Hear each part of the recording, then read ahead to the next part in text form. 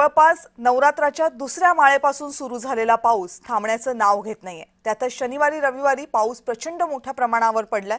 त्यामुळे पुन्हा एकदा नद्यांमधून पाण्याचा मोठ्या प्रमाणावर प्रवाह धरणांमध्ये आला आणि धरणांमधला विसर्ग वाढला। त्यामुळे अतिवृष्टीचं संकट काहीसं थांबते असं वाटत असताना पुन्हा एकदा गावं, शिवारं, शेतं ही पाण्याने तुडुंब भरलेली आहेत।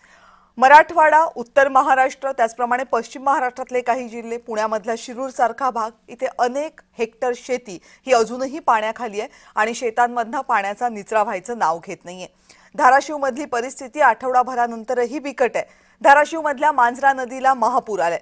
पांढरेवाडीमधली 45 कुटुंब आहेत ज्यांचं स्थलांतर करावं लागलेलं आहे। आता परिस्थिती अशी आहे की आठवडाभरानंतर सुद्धा स्थलांतर झालेल्या या शेतकऱ्यांना आपापल्या गावांकडे परत येता येत नाहीये।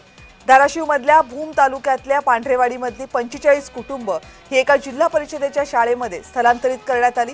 जेव्हा पाणी वाढलं तेव्हा या सगळ्या कुटुंबांना सुरक्षित स्थळी हलवण्यासाठी इथे आणण्यात आलं होतं।